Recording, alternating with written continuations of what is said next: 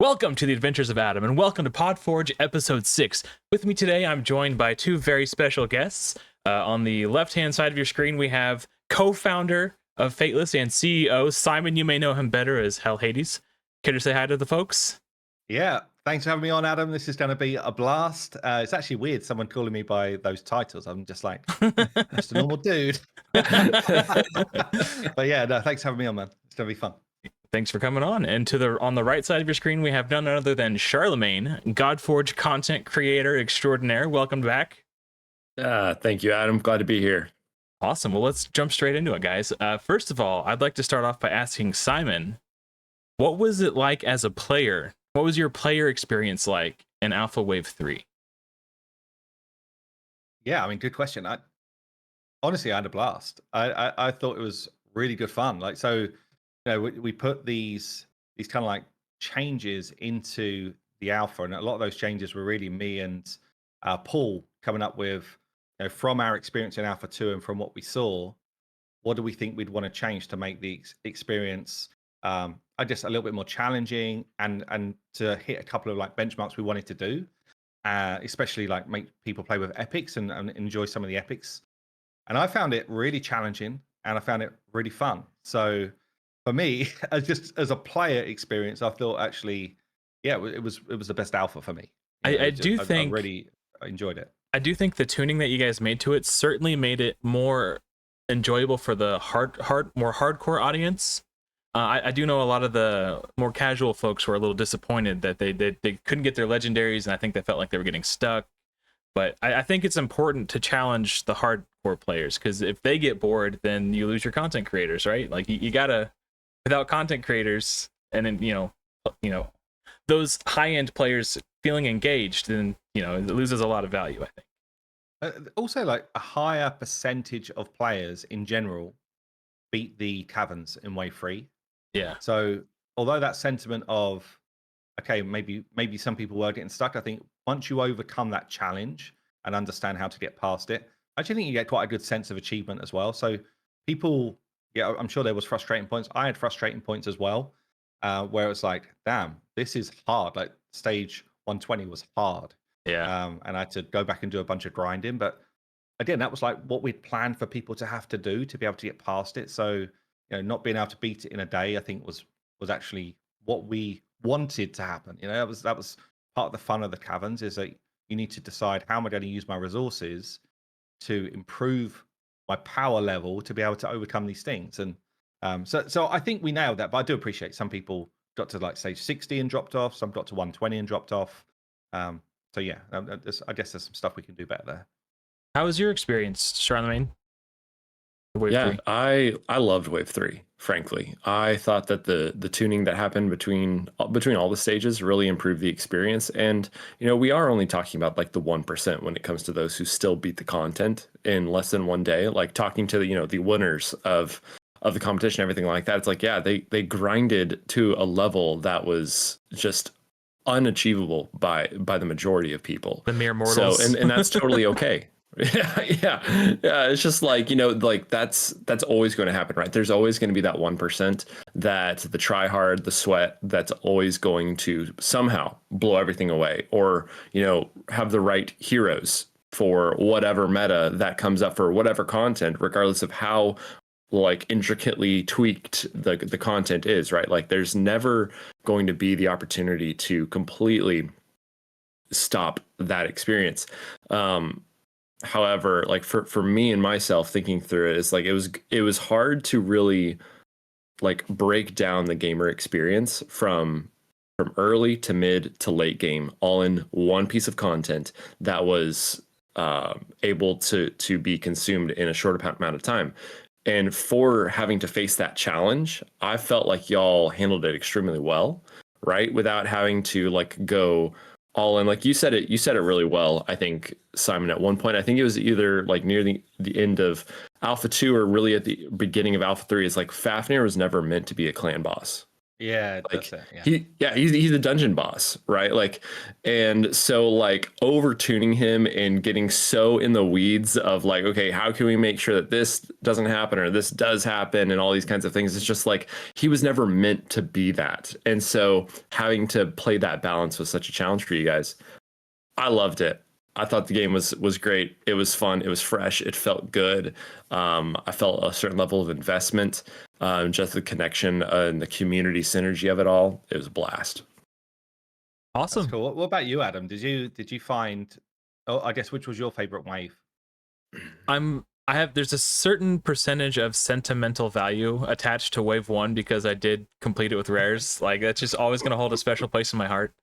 But in terms of like how the drop rates of the rarities of heroes were balanced, I think you guys nailed it with wave 3.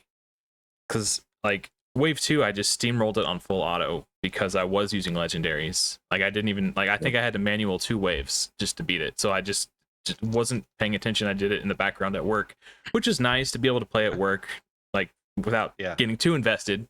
But wave 3 was a challenge for a lot of the same reasons wave 1 was a challenge. It's just but wave 3 didn't have all the bugs that wave 1 had, so it was still a slightly more enjoyable experience. Yeah, that's cool. Yeah, so I know Charlemagne is actually planning to forge his own Pantheon. And I myself have joined a Pantheon cluster. What can you tell us, if anything, at the moment, about Godforge has in store for Pantheons? Is there anything that you can... So I guess I don't know, Adam, maybe you should watch the video I dropped today. Nice. I guess there's a couple of things. So there's Godforge in our kind of like the next big phase that we drop out, which is basically an MVP, like minimal viable product. And this is quite tough actually from someone who enjoys these style of games, is obviously producing our own game, and it's like we have to get to a point where we release the game, and the release is called beta or it's soft launch or it's early access, whatever you want to call it. Like there's a release where we can actually start to get users in and have income coming in, all that type of stuff, so that we're not just burning money away. And that looks different to what the longer term vision of the game looks like. And this is really difficult for me personally because I'm like, if I think about all of these different features that we want in the longer term vision of the game, not all of those will get into MVP. So for Pantheons, initially, chat systems, which are, I guess, a little bit more progressive than what we would see in other games, the ability to interact with Discord and being able to have that in game so that you can actually chat both, when you're at work or when you're in game and still be able to talk to your Pantheon buddies. That's awesome. And a chat system which kind of like covers from your own Pantheon into your cluster. It's really important to us as well. And just like sticking on chat systems as well.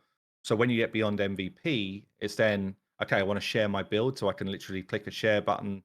It will share my build, a bit like we see in the pre-battle screen.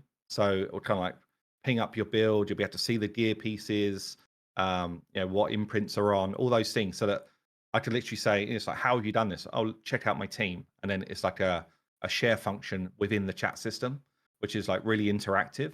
That's really so those cool. type of things are really important to us, that ability to just communicate well. But then obviously we'll have things like Pantheon boss. We're looking to have things like world bosses where you'll actually group with some of your Pantheon to take that down. The longer term vision is PvEVP, so like clan war system or Pantheon wars. But I really like the idea of it being, for those who just don't want straight PvP, this kind of like extra mechanic to it where actually I can decide, like 10 of our Pantheon might go and decide to get maximum damage against this PvE challenge, and that will count towards I guess a score. I'm trying to think of a good analogy of another game that does it, and it doesn't look the same, but if you think of a game like League of Legends where you've got these kind of like PvE camps and like dragons and the Kraken, but then the premise of the game is you're still fighting against other people. So that's what's kind of in my head, is like trying to have this amalgamation of two different types of gameplay for people that like different styles, and having that come together so that it's interesting for sort of everyone in your Pantheon. That's pretty cool. Well, and here's a question that I think a lot of your viewers are probably going to be thinking, even as you're saying this. I know you're not saying a particular game or a particular piece of content, but like, I would assume that the hope isn't to take something that was pre-existing as PvE content and suddenly make No, it no. PvP content. We don't need to see any like clash type events where it's like all of a sudden something that was casual suddenly becomes hyper competitive. No, but I think a Pantheon war would be, in effect, it would be a competitive thing. So there will be leaderboards, and you would. I think if I think of Clash of Clans as like a structure of what the PvP could look like, that feels pretty good in terms of you've got, let's say you've got 10 of your team set defenses to overcome. Probably that would be like half of it, and then so you're getting like a score towards your Pantheon war.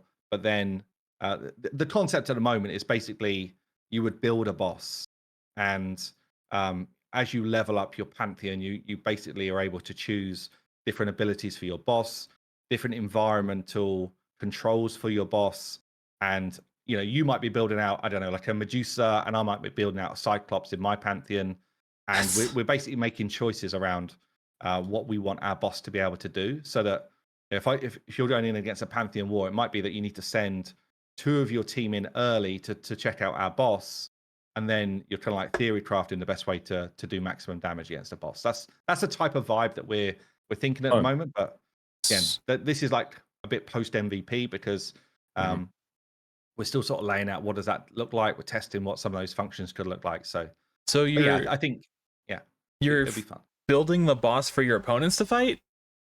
That's the concept at the moment. Okay, So it would be a case at first of, I thought you meant it the other way, where you're building the own boss for your clan to fight. But you're saying you would basically kind of like, I don't know, what's not Transformers, what the Voltron like choose like the different like pick and choose the abilities for the clan boss for your opponents that you're fighting to fight against. If you imagine you basically you get an unlock. So it might be that the very basic level is a Cyclops, and you've got your 3 abilities you can choose.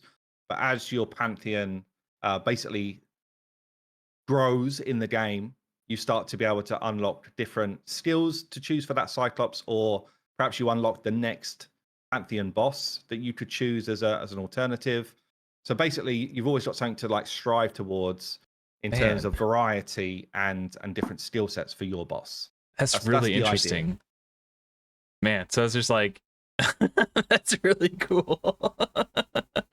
Because that way, so because we're just aware that not everyone wants to play PvP in these games. Yeah, and, right. It's like, so how do we make a Pantheon war inclusive when it isn't? I guess when half the Pantheon don't actually want to engage in a PvP fight. So the idea is there still should be some element of PvP, because that's still important to a lot of players as well. But it's like, how do we make that second portion of players really engage in a Pantheon war? That's what we're thinking.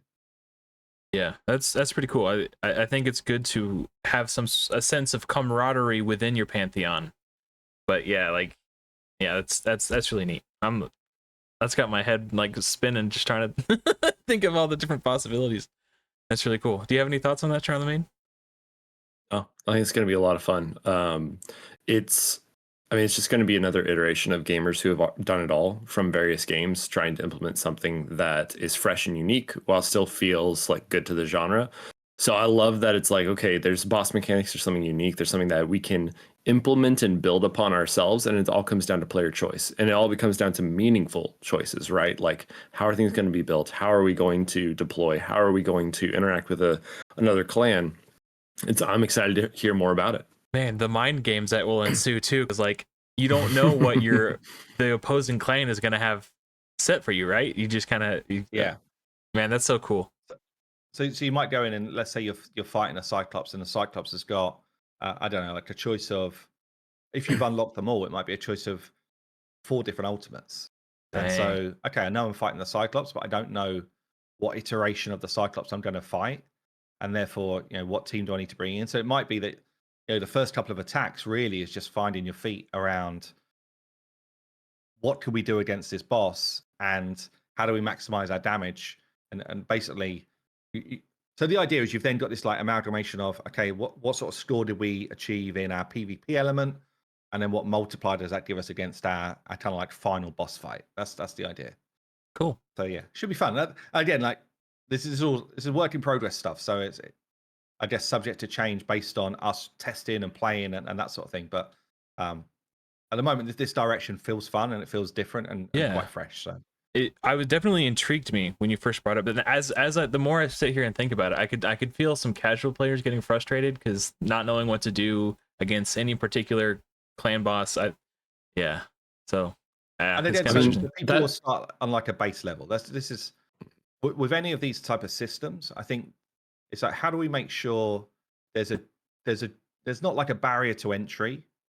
So if you're fighting like a low level clan, then you're basically going to encounter the same final boss, right? Early on. Yeah. As you progress, you start to see these variations. You start to unlock more.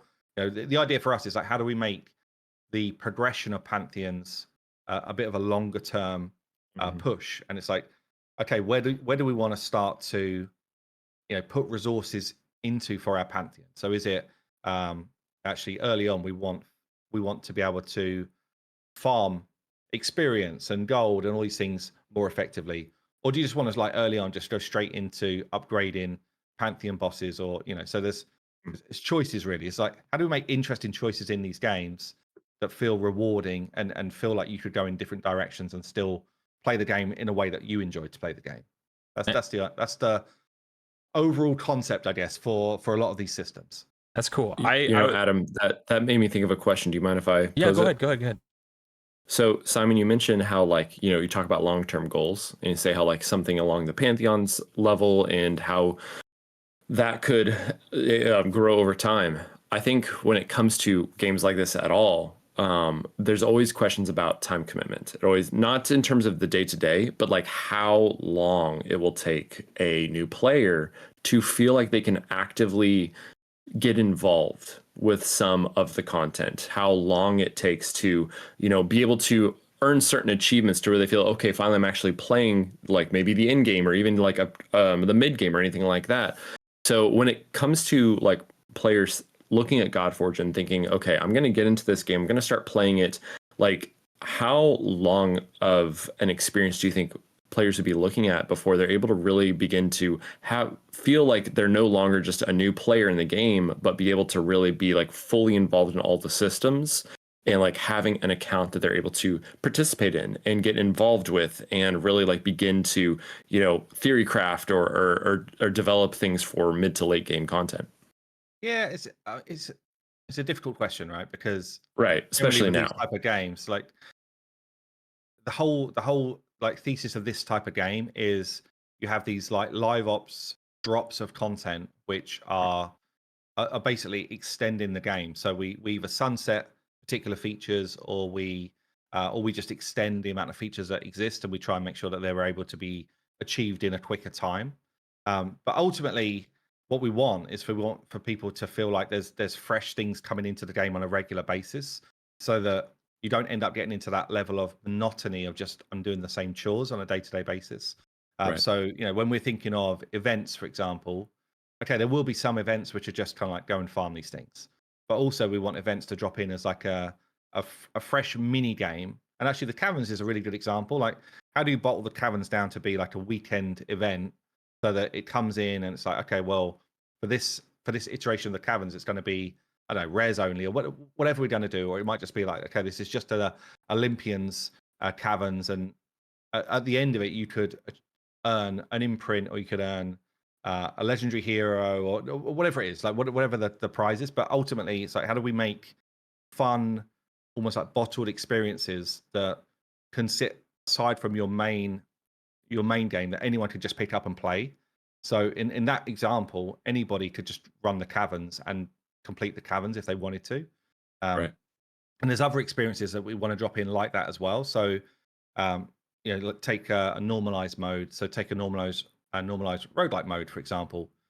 anyone could pick that up and play it from day one at the same level as someone who's played for the last 2 years, because it's a normalized experience. Everyone's going to be it's just making decisions, it's making choices, and generally the people that will get better at that mode is just from knowledge and experience, rather than, you know, my account's just older and therefore it's got more stuff. Right. But I mean, it's a really difficult question to answer, because ultimately we want people to look to enjoy the game really for years. Okay, a lot of the group that come in early, we would love them to still be playing in a couple of years and still be enjoying the game and feeling like things are coming in that are fresh. But if someone was to start, you know, let's say we're 2 years in and someone's to start day one, by that point we would want to have catch up mechanics that someone could at least, you know, get their first maximum hero much faster than someone would on the day of release, for example, just so that they feel like they can get really into the game at a much faster pace. Yeah. But yeah, it's hard to put a Absolutely. timeline on it. I'd say it's hard to know. Yeah. Yeah. And it's hard to strike that balance, right? Like, and y'all will tweak that over time, I'm sure. I think Yeah, and again, it's just listening to how people feel, because also sometimes people think they want something, but actually it's not fun. Like, and I've Sometimes I'd say always, Simon. yeah, like I've played games where you literally just get so much stuff really quick, and you know, you just level out all your heroes really fast, and actually you've got too many to really understand what any one does, and you know, you just get bored. Honestly, you get bored so fast, Yeah. and you just move on. So there is a real balance here of you know, what is actually a fun experience over time, and that kind of like, you know, okay, I've got challenges to overcome, and how do I set myself up to overcome those challenges, rather than actually nothing's a challenge. You know, if nothing's a challenge, it's really just boring yeah. very quickly.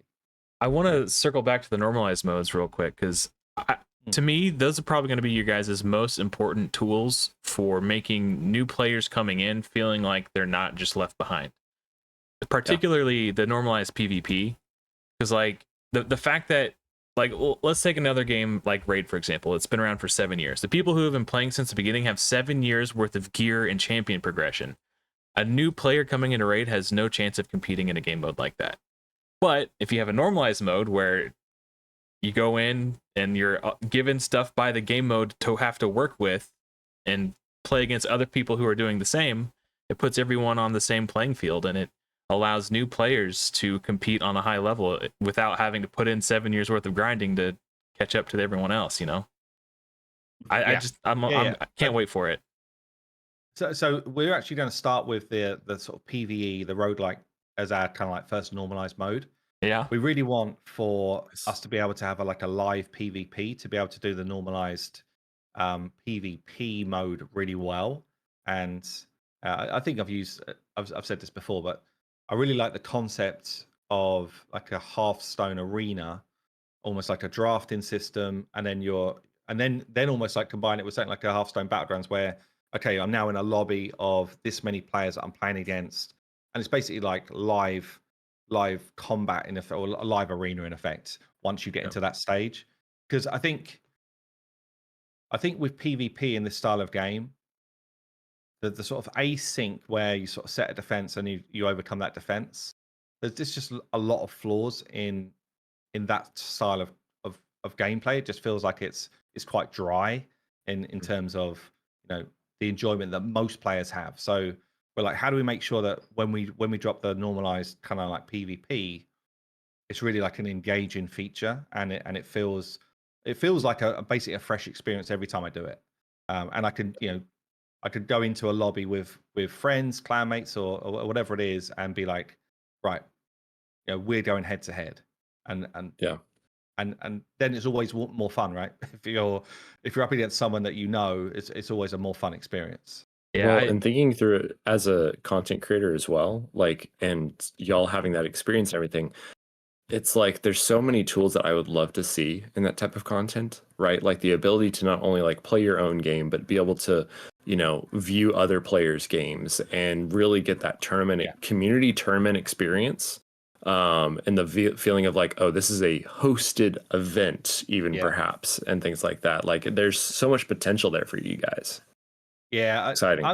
again, this is where I find it difficult because the MVP for our game is just we're going to have PvP, which is for Right. me it's like the base level, and honestly, it's relatively dull. Like for me as like a PvP game mode, I think that's going to be like something which most of these games do, and it's just like a pretty basic level.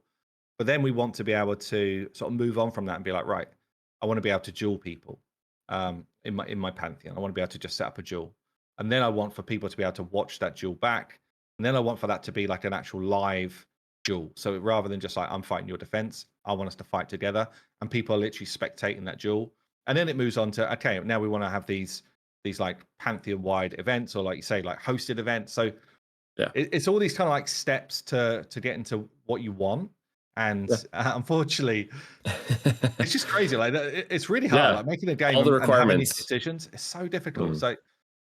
So if we want that in, what do we have to cut to make that happen? And Right. and unfortunately, we get to a point where it's like, well, you absolutely need this like core loop of engagement for the game to make the game really feasible. So that's got to be your base. And it's like, well, what can we build on from that so that we've got some things that stand out, which is different from the genre. And then you've basically got all of these different blocks of, okay, these are the other things we want, but it's like, when are they going to come in? And that's the juggling act, honestly. That's the challenge. I know you mentioned like you would rather wait until you have a live PvP structure in effect before you implement the normalized PvP, but very selfishly, man, I just love asynchronous. Like, I played Arcane Rush for a little while, and that game was so much fun because it was asynchronous. I could play it at work, I can play it on my phone. Oh, okay. If I was in the middle of a battle, I could just stick my phone in my pocket, do whatever work I had to do, then take my phone out and pick up right back where I left off because it wasn't real time. I just don't have time to engage in real time battles, man. Like, it's just, at least not until the weekend when I could really prefer it to be an async, but still with like tournaments and things, or are you thinking just like the normalized aspect where I'm drafting and then playing against other players who have done some sort of draft? Yeah. Interesting actually. So because that could be turned on much quicker, because actually the live element is more of a challenge. That's going outside of our normal, like, I guess, built systems already. So anything really we're doing right now is asynchronous. Yeah, we're setting a defense up for you guys to overcome in the caverns. Like that's just an async battle. Okay, that's interesting. Because like the whole reason I play these games is because I have a busy work schedule, so I like to play while I'm at work. You know, I can't really do live PvP at work because if something comes up, I'll just have to lose the battle because I gotta go to I gotta work when I'm at work. You know. Yeah, that's fair. And so you earlier you mentioned mini games, but not in this context. So I want to circle back to mini games for a second, because in the last Fateless video you uploaded before Alpha Wave 3 began, you mentioned there'd be mini games on Godforge.gg. Is there anything else you can tell us about this at the moment? Or oh man, we've got something we are cooking up, which I can't really tell you the details of it, but it's coming soon. Like, okay, within a few weeks, we're going to have something on Godforge.gg. So what again? So the concept here is we've got this period of time before we now go into a kind of like launch modes, and we're like we kind of liked what Dragonair had done as like a pre-launch event. People were able to go in. That was fun. Do like a summoning thing, and actually get to keep some of the heroes that you summoned. And I thought that's quite cool. So originally we were thinking, let's just try and do something similar to that. Anyway, we got a new guy on the team who is just like a wizard at coming up with almost like quick prototyping. So a prototype a game, and we've in the last, I don't know, month, we've seen versions of like mini games of Godforge, which it just had me really excited actually, because this is exactly what I wanted to be able to implement for the main game. It's like, okay, well, if we're going to drop an event, I don't know, it could just be some silly card game that we've made up, but with Godforge characters or anything like that. And what was it? The Elhain Bullet Hell, like that. Yeah. The thing, like that was a blast. It was so small. It was so small, but like the community loved it. Right? It's just so fresh, right? It's so different to what you're doing on your day to day. Yeah, exactly. Engage in it or not, and Yeah, you can get, relatively like nice little rewards, but it's still just like, oh man, it just feels fresh. It's nice. Yeah. I So wish that's the type of longer term vision. And anyway, so we got this kind of mini game which we've landed on for the first one we want to do, and we thought, oh, why don't Nice. we just release it as a browser game? And it's almost got this kind of like also a meta to it. So as you're progressing, you're gaining better stuff. I can't really talk about it, but it's going to be a blast. Like, Sounds Can't really like talk about it, but I'm going to talk about it a little bit. man. twisting my arm here. I wish Jay Giggs was in on this call, because one of his biggest critiques of Plarium over the years is that the Raid Shadow Legends events are just the normal day-to-day stuff that you do, but just with cake. Yeah, that's it. Yeah. It's I always not loved when me, it's right? like, here's this massive celebration event, and oh, by the way, it's just the same thing. Dungeon Divers, Yeah. artifact enhancement. I mean, that's definitely exciting. I love it. Adam, were you going to say something? I feel like you got cut off when we were talking about the Elheim Bullet Hell. Oh, just that. Oh, the thing about, I wish Jay Giggs was in on this call to hear his thoughts. Yeah. And it's right, isn't it? So they very rarely even do what you might call like a mutation of a dungeon or anything. It's very rare that you see anything different. And Right. when they go from like now fusion into these Titan events, and they're basically doubling down on the same concept over and over again. Yeah. And it does just get to this point where you're like, oh, just a bit bored of literally just doubling running the Dragon effort. because you're telling me to run Dragon. Like I'm just had enough of that. So, and that was one of the things. Go back 2 years, myself and Sham and Dan and Paul, kind of from the design perspective, I was like, I do not want to be in this position once we get into launch. That's all people are doing is just running through the same cycle over and over again. Because one of my big inspirations, I guess, is like a Final Fantasy VII, where some of the side games were almost as engaging as the main game. In the casino, And Right. yeah, you can the just find Chocobo yourself racing and all that stuff. yeah. I love all of that stuff, man. It's just like you end up spending like days on these side games before you actually think to yourself, right, I better go back to the actual main quest. Well, that it's not a hero collector, but like that reminds me of Skyrim, because I remember when they dropped the house, like you could own and build a house in Skyrim. That was the one time in my life where I was in college at the time, and my roommate comes in. It's like 2 a.m. in the morning, and he's like, "Dude, what are you doing?" I'm like, "I'm playing Skyrim," and he's like, he looks at the screen. I'm just like running around my house, like doing various things and building the house. He's like, "Go to bed." It's just these aspects of games that just become their own thing, and really like draw people in. It's really sounds like as you, and y'all have kind of made this known from the beginning, but it's like, yeah, y'all are building a hero collector, but it really feels like y'all are aiming for a hero collector like we've never seen before. Things that are going to iterate and bring in more than just the gotcha, the casino like here, like summoning heroes. All that's going to be there, of course, but like y'all have such bigger scope than just that, which is should be exciting. I feel like for all players involved. I will say it's hard because you also don't want the game to feel overly complex, and like so imagine so we're dropping these mini games in. It's good fun, but then you got someone just plays for the first time day one today, and what we can't have is for them to just be so overwhelmed that they've come in and like, wow, there's all these different things to do and I don't know what to do. So that's the balance. That's the balance you got to strike here, is like what's really fun and feels engaging. But if some of the base systems, as you guys would have felt in alpha, there's a bunch of them systems where we're just like, the core for this style of game just already works. So let's not try and change that. Let's not try and change everything, because actually we're just going to overwhelm people that even already understand this style of game. And then there's just elements where it's like, this is where we really want to change it, and this is where we want people to feel that we've changed it. So that's what we're aiming for. And then when we start to drop these different kind of events in, we've got this concept of a wandering merchant, which I actually really love. And so imagine as your Pantheon, one of the things you could do is you could spend some of your resource and be like, we're going to call in the wandering merchant, and it's going to basically come, and it might just have I don't know, top tier tier thing you could buy from it would be an imprint, for example, or or whatever it is, or a legendary weapon. And so Sure. it's like you're making decisions as a Pantheon. It's like, do we want to spend this resource to get this Wandering Merchant in, or do we want to upgrade this other thing? Or so these kind of like decisions to make. But just imagine if you're playing over the weekend and then suddenly, not one that you've toured in from the Pantheon, but the Wandering Merchant just arrives and you find it in one of our reliquary rooms. Ooh. And suddenly it's like, wow, I need to tell all of my Pantheon, Everyone has to know. you need to go and do this reliquary room because Mjolnir's in there or something. You can actually pick up this legendary weapon from the Wandering Merchant. He's here.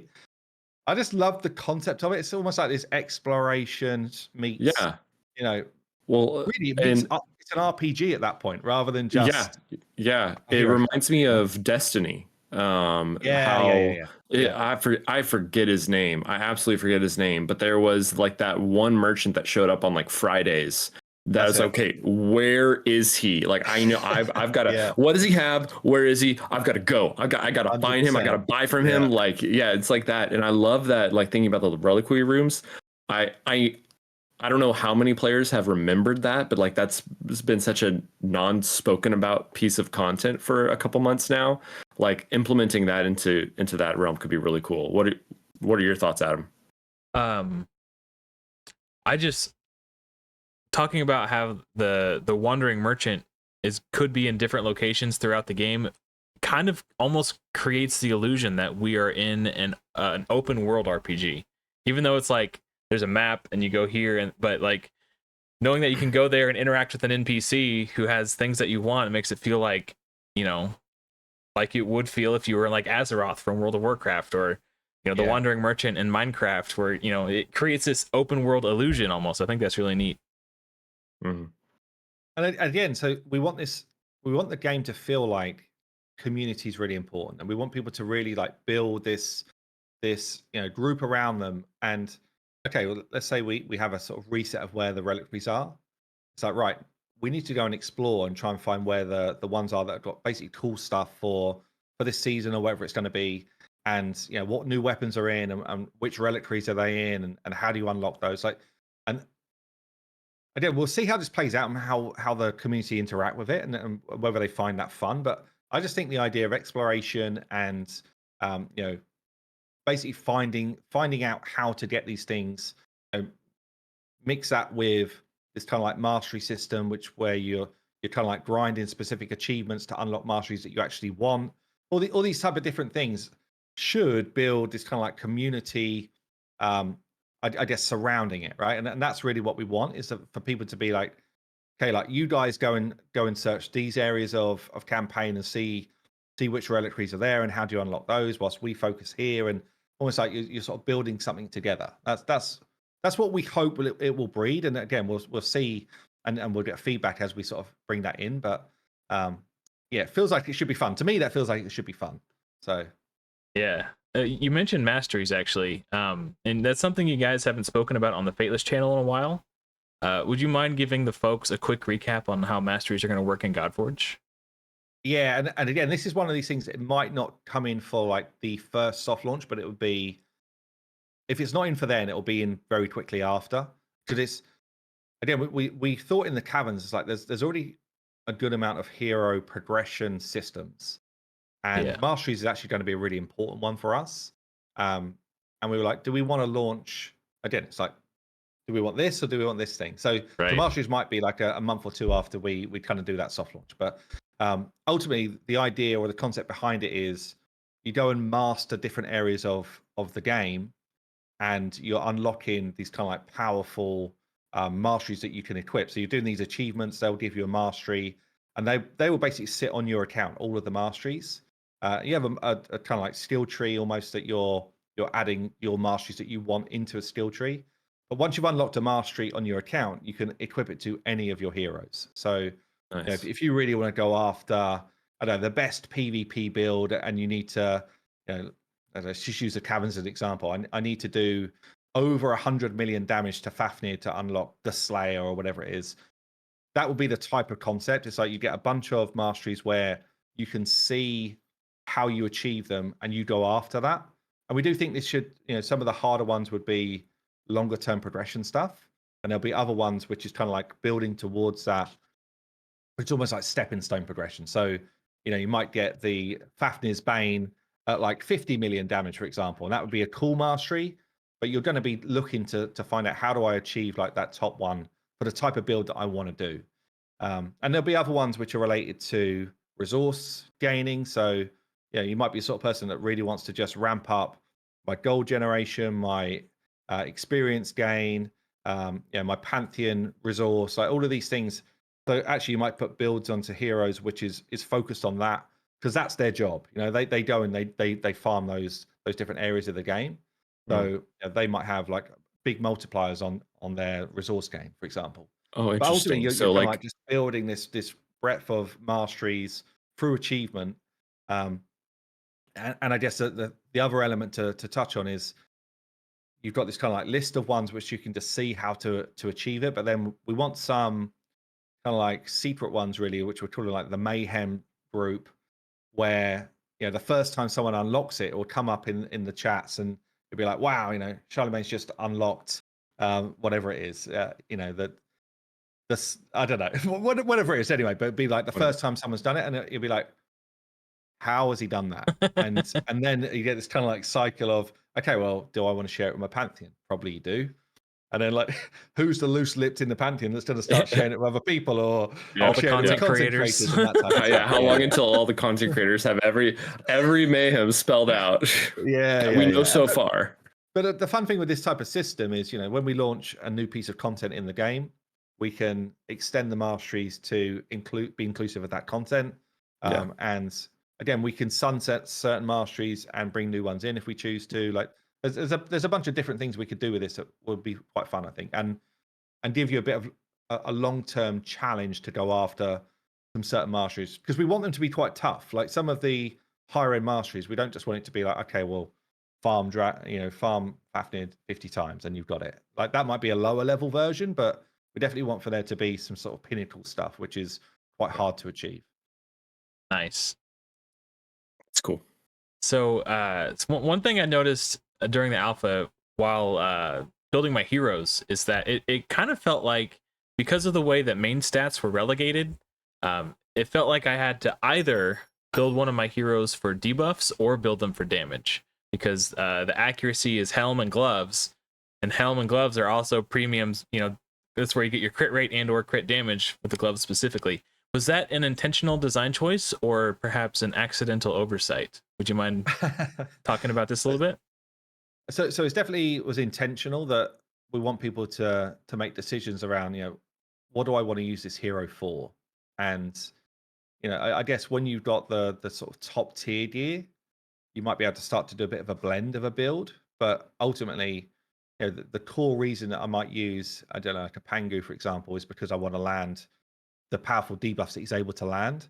And I think if you're also able to build him as basically a slayer, then he's ultimately doing two jobs with one build. So it's definitely on purpose. That there is an element of us looking back at some of the feedback and deciding if we've given people a high enough ceiling of stats right now. So we're looking at the sort of main stat for each of the different elements, and just potentially we're going to pick some of those up. Certainly from like the flawless superior gear, we're looking to pick the main stat up a bit. But yeah, ultimately that's a design choice. It's like, how do you want to build these different heroes? And weapons having certain main stats is also really important in terms of, okay, well, I might want this weapon on this hero, but this weapon does not have accuracy, for example, and therefore I'm going to need to choose a different weapon, which might be my second choice, but it does at least bring the stat that I need. So yeah, it's definitely a design choice. And again, it's always just open to like, how are people finding that in the game? What we don't want is for every single class to just feel like a slayer and everyone's just built for full damage, because again, that goes against what we were trying to set up. We really wanted these like archetypes to mean something. And if I've got someone who's ultimately the defender or the tank in my team, we want them to feel like they're trying to protect your team.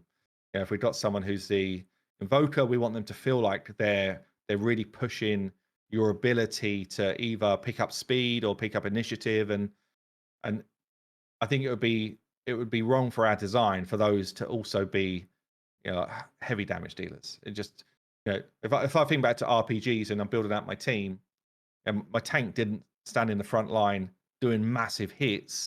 My tank was protecting my back line, which were doing massive hits, and Well, that was where do kind y'all of the vibe. well, in that mentality, Simon, where do y'all really place brawlers then? Because obviously they're not exactly slayers, but at least in alpha, they were built. The stats were different, of course, but Yeah, like the concept behind how they were built or what they were used for was very similar to slayers. So how do y'all view them? yeah. So brawler was really meant to be that kind of almost like a pseudo tank stroke damage dealer. So it should be I can tank up a bunch of damage personally. Like it's almost like I'm a solo dude, really. I can tank up damage. I can be on the front line, but I can also give a decent hit. I can't hit like a slayer, but I can hit pretty hard. That's the type of I guess positioning of them. But if I think World of Warcraft, it's almost like an arms warrior. Like I can be on the front line. I can tank up some damage, but I can't be the tank. That was Right. the idea. So, and again, some of those things we even from Alpha. If I look at Alpha 1 versus Alpha 3, we brought back some of the damage capability of some of the brawlers because they were basically slayers, but they could massively sustain. Part of the issue was actually Heka. Heka was crazy overtuned for a brawler. Yeah. Broken weapon. Yeah. So it's fun finding out those things. Obviously, some stuff which is broken, not to that level, but some stuff which is broken is just fun. And Yeah. some stuff is just like it's just actually just kind of ruining the purpose of the game. Yeah. You have to make those like judgment calls as well. If every answer is the same answer, then that's a sign. Yeah. I respect that for sure. Like, the fact that I had to choose, do I want Hercules to place these acids or do I want Herc to smash? Like for my Fafnir 151, I didn't really build him for damage. I built him for accuracy. Yeah. So that's the fun I thing, did the right? same. I completely changed my Herc. My Herc was not stunning with his with his core ability, but he was hitting really hard with his basic. And I was like, it got to later levels, and I actually completely changed the build of my Herc because I really needed to land that stun. So accuracy went up, damage went down, and it's like, well, I've got other people in the squad that can do damage. So it's just deciding what you want from the build. Speaking of different builds, do you think it's possible that we could ever see like a sort of like dual spec type of system where we have pre-saved loadouts that we could swap between on our heroes? I think that's very Please. Please. I distinctly recall about 2 years ago writing a thread in the Game Idea Threads channel suggesting the very thing. So it would please me very much to see something like that. Yeah. Again, so that's already in scope. It won't be like an MVP thing, but it's definitely already in scope. Like having a dual spec is because again, it's not even just PvE and PvP. It might be two different PvE builds, but just different encounters, right? So yeah, we're all over that. We think that'd be a great idea. Especially since we're forced with the to mastery choose system as well. When you start to think, actually, this mastery setup works really well for this. It could be this is my I don't know, my experienced farmer, and I've got him literally kitted out to just maximize that situation. And then actually, but it's also this is a really good damage dealer for this Pantheon boss. So different spec, different mastery setup, like completely fresh. Yeah, build. and if that was like available within like the auto setup or whatever y'all are going to call it when you're like preset your team presets or anything, like, okay, yeah, this gears for this one, or even if there was like the warning like, hey, you have a champion that's not fully geared right now, like, are you sure you want to continue? Like anything, because like with that, right, comes so much versatility that it's like, wait, where is my gear, what's going on, everything like that. But I mean, so cool, such a great asset, I think, for so many players. That could be awesome. Yeah, and again, a lot of this stuff's just inspirations from games we've played before. So a lot of the founding team, we're all World of Warcraft players, where dual spec was just a thing. I've got my priest, and I've got her kind of like raiding build, and I've got her kind of like PvP build, where it's just like everything's different. Literally, the whole it's like I'm playing a different game with the different builds. So it's just thinking like, how do we bring some of those systems across and still make them feel like they're quite easy to interact with. That's the other thing. It's like really depth, but not complexity. That's been one of our kind of like, I guess, pillars really within our games. Like, how do we bring depth to the game, but without it feeling like a really complex game? And Sure. yeah, so in that type of system, it's just the idea is literally just you hit a button and you're into build 2. Or Nice. that's the vibe. Okay, so we've been going for about 50 minutes. So if you don't mind, I'd like to jump into some community questions. Does that sound fun? Do it. You're not scared, are you? As he pulls those up, Simon, I'll also voice. I told him I was going to do this, but he's going live with this content tomorrow, and tomorrow is my birthday. Oh, okay. So tomorrow. No, thank you. So if you wanted to just like throw us a leak, we would totally be down for that. Birthday leak for Charlemagne. Birthday leak. What? As in, you want me to drop something tomorrow, or you? No, right no, now? for Adam. Okay, what can I drop? If you wanted to share screen and drop anything, I sure. I mean, we'd both love it. So, you know, what? Let's do it. Yeah, let's do it. Can you pick up my screen if I'm sharing screen, Adam? I should be able to. It's gonna look a little funky for a sec. Here, Adam, I'll also make sure I won't get audio, but I'll record as well, just in case you need it. There's a lot of, there's so much new stuff that's literally. It's so exciting. There's just going so in much day to day right now. So, are you seeing my screen right now? Yeah, I'm trying to stretch it out so it fits on the podcast viewer for the folks at home. It looks a little wonky. Adam, I got it as well, full screen. So if you at least get your audio right, I'll be able to drop it to you. Okay, I think what I've got going on the greens aren't coming through because I have the chroma key applied to it, but okay, I'll give you something. Don't worry. Okay. A bunch of stuff is broken, but I will. This is our dev build, by the way. So stuff's always broken, but I'll share with you some of our like filtering system. So, let's say we wanted to find Aphrodite. We're kind of like filter in. We should see the hero. Okay, we are seeing it. Great. But I can also basically filter by faction. I can filter by a leader bonus. I can filter by their allegiance. So I could just say, right, I want all of the order heroes up. I don't know, I want all of my brawlers up. And we can do multiple things like that. So I can show people that have got gear on, people that have got weapons on. And I can go into the effects as well. So I could say, actually show me, I don't know, people that can do big version of increased attack or the second version, or actually just give me all three. Different speed buffs. So all of the type of buffs in the game, debuffs in the game. Can you hit the increase the third level of increased attack again? Okay, for a second I thought I saw Quetzalcoatl come up when you hit that. I was like, what? So I was doing the speed run actually, but a lot of the tier 3s, they're going to be extremely unique. So we will not see those a lot in the game. Same concept here for debuffs. So if I wanted to see anyone who's doing decreased accuracy, or again, not everyone's got their skill kits involved. There's some cool champions in there. That's so cool. And then this isn't finished yet, but all the disables, same idea. Who does confuse?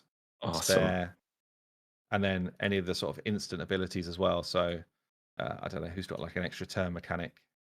And I guess, yeah. Yeah. So all of these are basically going in right now, and I'll give you one more as well. Have I got any gear on the account right now? I like how the Probably lighting's not, progressing. actually. Yeah, or maybe we'll show you that instead, because yeah, this is one of the bugs. When we get the new background, it goes over the sanctum. I found that bug literally this morning. We just had a bunch of the new roster screens go in. I might have broken it. Let's see. Okay, so I can but the lighting on heroes now has been kind of ramped up a bit so that they're sort of more separated from the background generally. Is that a new background? Yes, Yeah, these so a are lot all of new backgrounds. Again, this is broken right now, but a lot of the backgrounds here are new. Oh, I've got to be careful not to show you all of the new heroes. I'll tell you, last one. This is one of my favorite new heroes. Oh. The background's broken. Okay, so I have a question, because when I was on the Fateless podcast last, we were talking about buffs and debuffs, and there was mention of like perhaps druidic heroes that use the transform ability to their benefit. Is this one such hero? Perhaps. Maybe, man. I've gone too far. I've gone too far. Happy birthday, come in Charlemagne. here suddenly be like, Simon. We've got so many new heroes here. It's insane. Like, oh my gosh, just looking at them, it's just incredible. So exciting. God. It's a shame the background's Placeholder title, love it. right now, but yeah, a lot of the work is. Wow. So if you're seeing this, that the greens look a little off on your screen, that's because I have the green screen filter applied to the window. So it'll look much nicer in game. You can kind of see my face through her shield right now.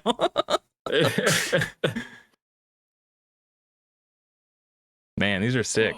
I think we've seen this guy. We've seen this guy in a not in T-pose, but we've seen designs of him. Well, now we've seen him in T-pose. Yeah, there you go. Anyway, I think that's what I have to do because otherwise I'm going to get in trouble. But yeah, there's literally there's tons going into the build right now. Like on a day-to-day basis, there's just new features going in. Yeah, it's really like progressing fast. And so what we have is we have these like mini strike teams. So I'm on some of the strike teams, but not all of the strike teams. It'd be like, right, there's a strike team here just for filtering systems, for example, and we'll sort of lay out the design for it. And then there'll be someone from dev, there'll be someone from design, someone from product, and someone from like UI UX. They'll be part of these design strike teams. And ultimately, it's like, right, you guys own this feature going in, and you own the sign off. And then when it's like 95% there, one of the founders will then come in and just make sure that feels like ticks all the boxes that we want. So, Nice. so yeah, it's pretty cool. Like we're in a good shape. We're in good shape. I lost Charlemagne's camera for a second. So yeah, happy birthday. back? You've seen a bunch of stuff I probably wasn't meant to show. Thanks, Simon. Yeah, I lost Charlemagne's face. We could hear your voice. But actually, you know what? I think we might just pass on the community question since we lost Charlemagne, and we're kind of right at that 1 hour mark where I like to leave these podcasts. So happy birthday, Charlemagne. Thanks, man. Thank you. And hell, Hades, your camera's freezing up for me. So I think let's just go ahead and wrap it up right here. Thank you so much for watching, guys. Hopefully we'll see you all in another video soon. But until next time, everyone, take care.